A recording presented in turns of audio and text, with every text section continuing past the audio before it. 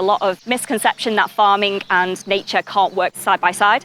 And the idea that this place gives us is to actually show that farming can actually work with the benefit of nature and to support it and help biodiversity as well.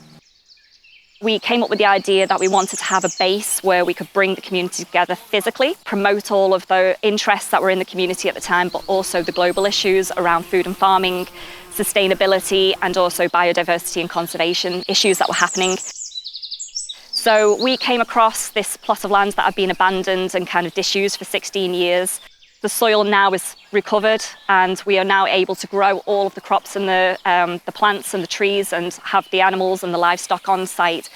And the really interesting thing about it is that all of this is done completely chemical free. So we don't put any artificial fertilizers, no herbicides or pesticides at all are on this farm. It's all done through nature. So the farm is actually open 7 days a week to the public. They can just come and walk around and just enjoy the atmosphere and see what we're doing here, be able to see how the food is grown. We have regular events and activities happening all the time that we advertise out to the community. So we'll run family fun days or workshops, educational activities, working with people with special educational needs, and we've got a care farm on site.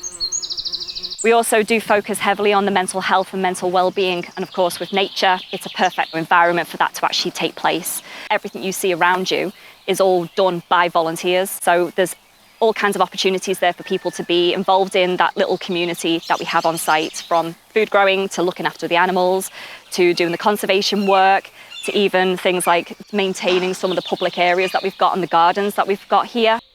Having the groups come through, especially young people, and actually learning where the food comes from and seeing it growing instead of assuming it all comes from a supermarket.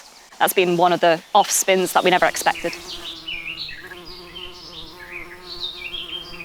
This month's activity is inspired by the bees that are kept here at Greenslate Farm.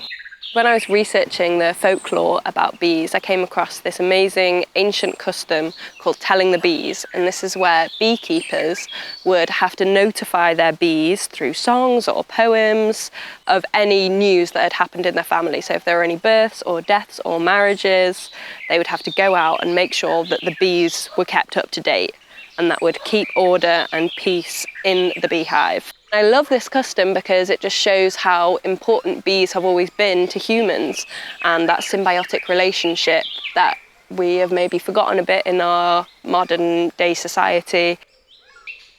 So I thought we'd make a little message for the bees on the ground using fallen petals and little bits of fruit and twigs and leaves, inspired by ancient folk symbols. Some are Celtic, some are Viking, some were found on like old cave walls.